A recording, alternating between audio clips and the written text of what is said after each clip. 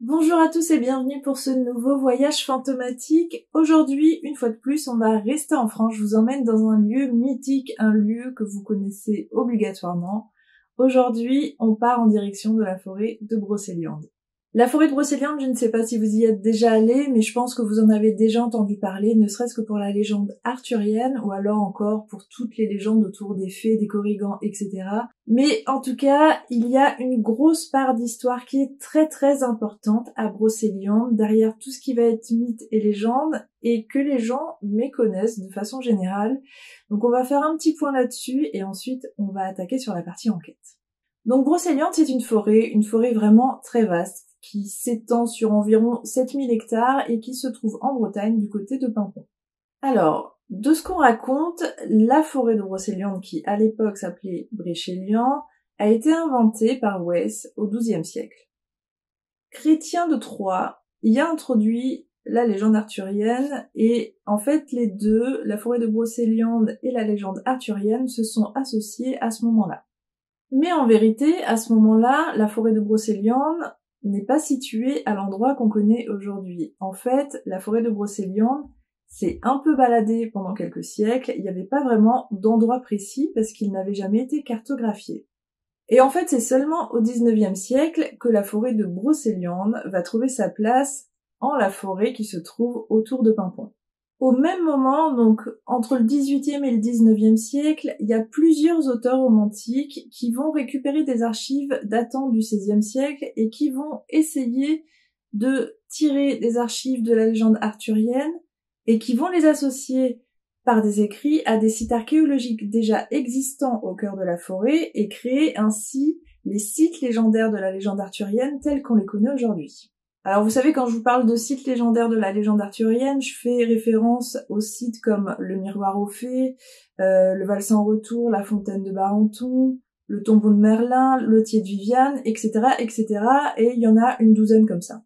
Ces sites, en fait, qui étaient avant cela des sites archéologiques et qui sont devenus des sites appartenant à la légende arthurienne, s'étendent comme ça sur les 7000 hectares, et en fait, quand on vient visiter la forêt de Brocéliande, c'est presque une visite étape qu'on doit faire et qui prend vraiment le temps d'un week-end pour qu'on puisse voir tous les sites. Mais alors du coup, ce qui se passe, et je m'en suis rendu compte quand j'ai rencontré des druides à l'époque, j'ai rencontré à la fois un druide vraiment typique de la forêt de Brocéliande, et un druide qui était plutôt historien et qui défendait un petit peu justement tous ces sites archéologiques qui se battaient contre la légende arthurienne parce que lui, il était vraiment mécontent en fait que des sites archéologiques très importants pour notre histoire humaine aient été étouffés par des légendes arthuriennes. Un exemple tout simple, Lotier de Viviane qui se trouve à un endroit de la forêt de Brocéliande qui serait donc l'endroit où se trouve la fée Viviane, et à la base un tombeau carovingien.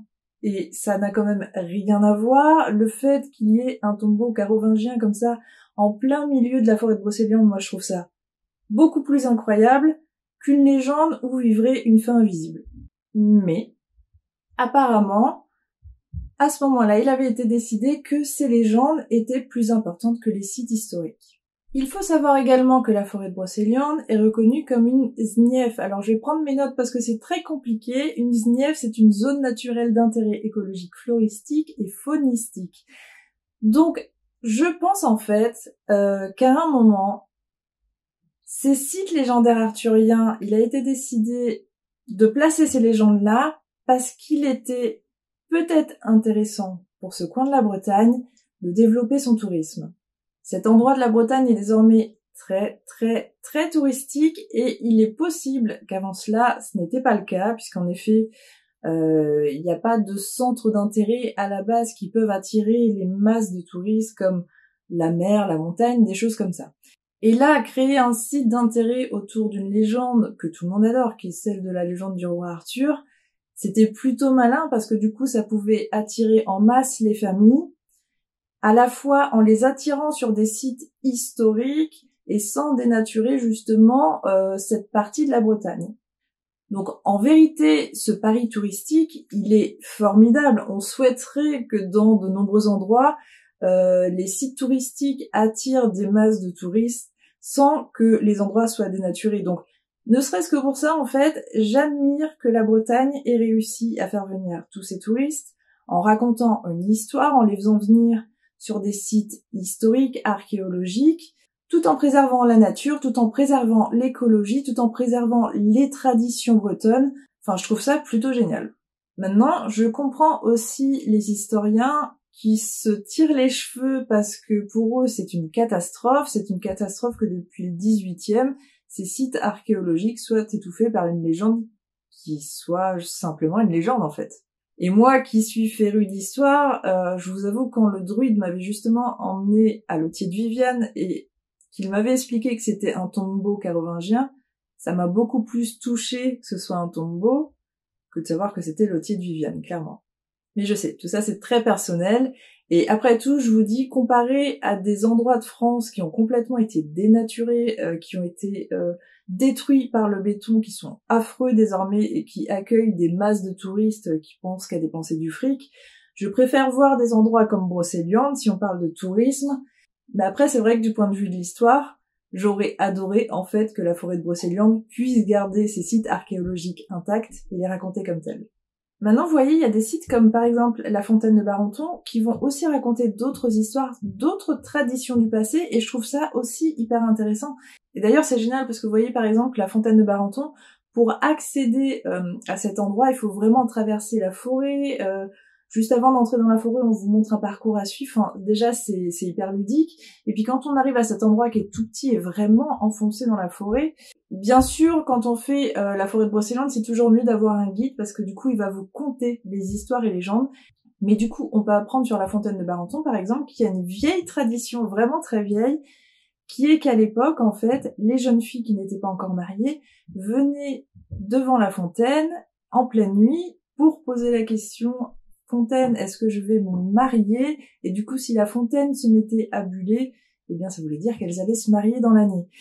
Ce qu'il faut savoir, c'est que, évidemment, la fontaine bulle naturellement, mais vous voyez, je trouve ça mignon et je trouve ça sympa de savoir qu'à l'époque, en tout cas, il y avait des traditions comme ça, des traditions qui étaient très très fortes et qui étaient vraiment perpétuées pendant longtemps. D'ailleurs, si on fait encore un petit aparté sur la fontaine de Barenton, il y a aussi une tradition qui s'est faite pendant longtemps et qui se fait encore actuellement, puisque moi, quand je suis allée visiter la forêt de Brocéliande, mon guide a fait le geste que je vais vous décrire, qui est donc de prendre de l'eau de la fontaine, d'en jeter sur une pierre bien spécifique, et apparemment, dans les minutes qui suivent, ça fait pleuvoir. Et ça peut faire sourire, comme ça on peut se dire, bon, d'accord, ok, c'est sympa la légende. Du coup, tous les touristes qui passent par là, évidemment, mettent toujours de l'eau sur la pierre pour voir s'il va pleuvoir. Évidemment, c'est beaucoup de synchronicité, il pleut ou il pleut pas, hein, de toute façon. Mais en fait, ce jour-là, comme mon druide m'a emmené, et c'était le druide historien, donc c'est ça qui est sympa, il a mis de l'eau sur la pierre. J'ai été étonnée parce que c'était pas au moment où il racontait l'histoire, donc je lui demandais pourquoi il le faisait, et en fait, il m'expliquait qu'il avait un ami agriculteur, et on était, au moment où je visitais, c'était une période un petit peu caniculaire, donc ils étaient en pleine période de sécheresse, et oui, en Bretagne, oui, oui. Et du coup, il a mis de l'eau sur la pierre parce que cet ami agriculteur perpétuait cette tradition qui était de demander à la fontaine de faire pleuvoir parce qu'ils étaient en période de sécheresse, tout simplement. Et je trouve ça assez charmant. Maintenant, oui, si on veut parler de paranormal et de fantômes, en vérité, il n'y a pas vraiment d'histoire qui existe. Et pourtant, ça ne m'a pas empêché d'y aller 3 fois. Alors vous allez vous demander, et très justement, pourquoi j'ai voulu aller 3 fois à la forêt de Brocéliande, sachant qu'il n'y a aucune rumeur, aucune légende autour des fantômes, et que c'est plutôt d'ailleurs des légendes autour des fées et de choses qui ne me ressemblent absolument pas. Et vous avez raison de vous poser cette question puisque je me la suis posée moi-même à chaque fois que j'y retournais en me disant mais pourquoi tu y retournes en fait? Si ce n'est que bien évidemment j'adore cet endroit. Maintenant je ne vais pas vous mentir, si j'adore cet endroit, il n'a pas vraiment porté chance en termes d'enquête. Donc j'y suis allée à 3 reprises. La première enquête, j'avais rejoint un groupe d'enquêteurs bretons et on avait enquêté là-bas avec mon frère. On avait enquêté sur 2 sites qui étaient la Fontaine de Barenton et le Miroir aux Fées.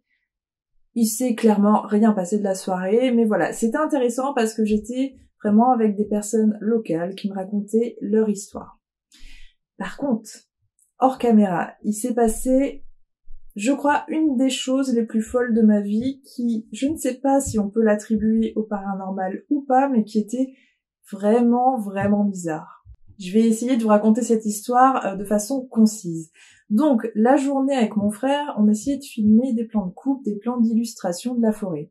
On arrive à la fontaine de Barenton, donc il faut savoir que la fontaine de Barenton, avant d'y arriver, il faut bien marcher 30 minutes, et que c'était la première fois vraiment qu'on arrivait dans cette forêt, donc au bout d'un moment, vraiment, on passait par des endroits où il y a beaucoup de végétation, c'est même pas des chemins, et on se demandait si on n'était pas perdu. Et au final, non, on a fini par arriver à cette fontaine où il y avait un homme et une femme près de la fontaine. Là, on arrive avec la caméra, je vais pour traverser la petite fontaine, et en fait, le mec m'arrête et me dit « Non, mais passez par la porte !» Alors, bien évidemment, vous pouvez imaginer mon visage, parce que on parle d'une fontaine, une source au sol, donc il n'y a pas de porte. Et je regarde mon frère, et je regarde le mec, et je fais « Comment ça ?» Il me dit « la porte, vous la voyez pas, la porte ?» Et bon, j'essaie de pas vous faire les visages absurdes parce que je crois que j'arrive même pas à les recréer, mais je pense que j'étais vraiment là, à ce moment-là, c'était une confrontation vraiment déjà très étrange parce que lui, il était très sûr de lui, et moi aussi. Et donc du coup, on se comprenait vraiment pas, et il me sortait des choses que vraiment je ne voyais pas. Donc non, je vous assure qu'il n'y a pas de porte en fait, c'est vraiment la nature. Et du coup, il me dit, là, en tout cas, à cet endroit, il y a une porte, et si vous voulez traverser, il faut traverser par cette porte. Quand vous arrivez chez des gens, vous passez pas par la fenêtre, vous passez par la porte. Mais vraiment avec ce ton-là, en plus. Ok. Donc je le fais, en fait. Mon frère passe par la porte aussi, qu'on ne voyait pas. Et en fait, au bout d'un moment, ce monsieur qui était, en fait, pas du tout désagréable, et qui devait avoir, je sais pas, la quarantaine d'années, vient vers nous pour nous demander ce qu'on fait, donc je lui explique gentiment, et puis lui il m'explique qu'il est druide, qu'il vit dans la forêt, que là il fait un petit tour avec cette dame qui est là, mais que lui sinon il vit seul, il connaît la forêt très très bien, que là par exemple à cet endroit, donc là il m'expliquait que il y avait un gardien, donc il monte, il me dit vous le voyez le gardien là-bas, je fais non, comme la porte en fait je le vois pas. Et il me fait, voilà, il y en a qui peuvent le voir, et d'autres pas, moi je le vois, en tout cas là il est en train de nous regarder, il y a un gardien qui garde ici, et puis il m'expliquait 2-3 trucs comme ça, qui, en soi, même si c'est pas mon univers, me fascinait, parce que c'était, voilà, ça fait partie de Brocéliande, en fait, pour moi. Il était en train de raconter une histoire, et je l'ai écouté, il a dû nous parler comme ça pendant 15 minutes, et puis voilà, et puis il nous a dit qu'il partait, et puis il est parti, et on a pu faire nos plans de couple. L'histoire ne s'arrête pas là, parce que ça déjà c'était un peu fou. Le lendemain, on refait des plans de coupe à un autre endroit, donc à l'Autier de Viviane, et je rencontre donc ce druide historien dont je fais l'interview. C'était méga passionnant, et hors caméra, une fois tout ça terminé, il me dit qu'en effet, eux ce sont des druides, mais des druides historiens, et du coup ils sont un petit peu en guerre contre les autres druides, parce qu'apparemment ils ne se connaissent pas, qu'apparemment les autres druides ont des dérives que ne tolèrent pas, etc. Enfin, un monde que je n'imaginais même pas. Et à ce moment-là, du coup, comme il me dit ça, je lui dis, écoutez, c'est rigolo, parce que hier, j'ai rencontré quelqu'un qui se prétendait druide, alors je lui donne le nom qu'il m'avait donné, qui est un truc à base de dragon quelque chose, dont je me souviens plus du tout aujourd'hui, et il me dit, ah oui, je vois très bien qui c'est. Et je lui raconte ce qu'il m'a dit, et bon, il levait un peu les yeux au ciel à chaque fois que je racontais les trucs. Et à ce moment-là, je vous jure, en fait, je tourne ma tête, le gars dont je suis en train de lui parler, que j'avais donc vu la veille, qui me disait de passer par la porte, est en train d'arriver en nous souriant, comme s'il savait qu'on était là. J'ai vraiment, mon sang n'a fait qu'un tour, j'ai vraiment cru à ce moment-là que j'allais un peu défaillir comme ça, parce que je me suis dit, mais c'est quoi cette synchronicité de fou, en fait? La veille, je ne lui avais pas du tout dit sur quel site on allait aller. Il y avait une chance sur je ne sais pas combien qu'il tombe sur nous à cet endroit précis, à cette heure précise. Enfin, c'était pile poil au moment où je suis en train de parler de lui. Et là, en fait, du coup, il nous reconnaît, bien évidemment, il nous dit bonjour, et puis apparemment, il connaît de l'autre druide, donc ils sont très polis, on va dire. Et en fait, le mec reste avec nous. Et il s'incruste, vraiment. Et du coup, en fait, nous, on avait plus ou moins terminé, puis j'ai vu que c'était hyper gênant, et du coup, il s'incrustait à la discussion, donc les deux druides commençaient à débattre, enfin, c'était vraiment, vraiment gênant. Et en fait, le gars venait là, apparemment, pour nous rejoindre, sans savoir qu'on était là. Enfin, je vous dis, c'est une histoire assez dingue. Je pense que je m'en souviendrai assez longtemps, parce que c'était vraiment bizarre. Je suis revenue ensuite, je crois 2 ans plus tard, pour tourner l'épisode de Haunted Friends. Je suis revenue seulement avec mon cadreur et j'ai choisi de tourner dans exactement les mêmes lieux, qui étaient donc la fontaine de Barenton et le miroir aux fées. Il s'est passé 2 trucs étranges, parce que sinon, en soi, la soirée a vraiment été très calme. Quand on allait vers la fontaine de Barenton, donc en fait, il y a bien évidemment une partie route qu'on fait en voiture. En fait, au bout d'un moment, on doit se garer et on doit faire ces 30 minutes à pied pour arriver à la fontaine de Barenton. Donc 30 minutes dans la forêt, en pleine nuit, bien évidemment, comme dans le projet Blair Witch. On était partis de je sais plus où, et il nous emmène à un endroit, et on se retrouve finalement, mais par un autre chemin, que je connaissais pas, un peu dans la forêt en fait. Et on commence à s'enfoncer un peu dans la forêt, j'étais mais où est-ce qu'on est, qu'est-ce que c'est et tout machin. Et là il s'est passé un truc chelou. La nuit était en train de tomber, et en fait on était vraiment sur un chemin qui faisait la taille de la voiture, et à côté des broussailles machin. Enfin je vous dis, je ne comprends même pas comment on est arrivé là. Et là évidemment mon cadreur roulait très très doucement, parce que c'était un chemin au milieu des bois. Et là je vois un petit peu avant que la voiture passe à cet endroit, une sorte de truc, mais je vois pas du tout ce que c'est, sur le coin du chemin. Et quand on arrive à sa hauteur, en fait, on roule pas du tout dessus puisque c'était dans l'herbe, mais je reçois un truc, et je sais pas ce que c'est, sur ma vitre. Donc j'ai sursauté, on s'est arrêté pour voir si la vitre n'était pas brisée, s'il y avait pas de dégâts, machin. On n'a rien trouvé, il y avait pas d'animaux, et au final, c'est l'un des mystères de la soirée, parce que vraiment, je ne sais pas moi ce que je voyais au milieu de l'herbe, je ne sais pas ce qui a été jeté sur la fenêtre, et je ne sais pas comment ça a disparu, mais en tout cas, un truc a été jeté sur notre fenêtre. Quand ce truc est arrivé, et qu'au final, on voyait qu'on s'enfonçait, on ne sait pas où, on a rebroussé chemin, on a pris la route qu'on connaissait, et voilà. Fontaine de Barenton, on y allait, il s'est rien passé. On va ensuite au miroir aux fées, et là je m'installe près du miroir aux fées, alors à savoir qu'en plus c'était la pleine lune, donc c'était absolument magnifique, et il y a juste eu... je vais vous laisser, regardez ce moment.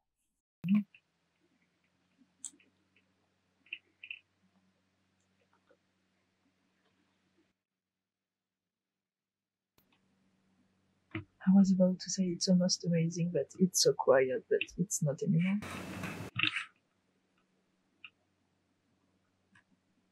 Je ne pas celui-là. C'était quoi cette audio?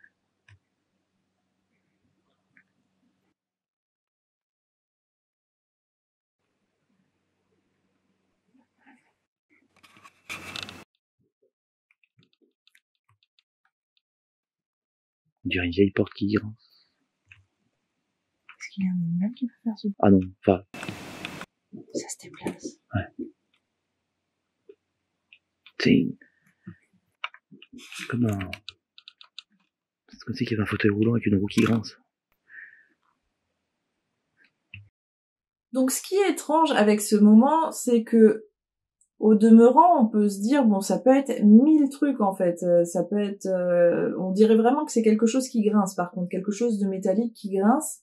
Mais ce qu'il faut savoir en fait, c'est que là, évidemment, en visuel, comme ça, en plus en infrarouge, on voit absolument rien, on se rend pas compte de ce qu'il y a. Mais derrière le petit point en bois sur la gauche, en fait, c'est une montée comme ça avec des cailloux. Donc il y a absolument rien, il y a même pas un panneau, il y a rien, c'est que de la pierre et de la terre qui monte très très haut, et en haut ensuite il y a un point de vue, mais c'est tout en fait, il y a vraiment rien à cet endroit qui pouvait provoquer ce bruit.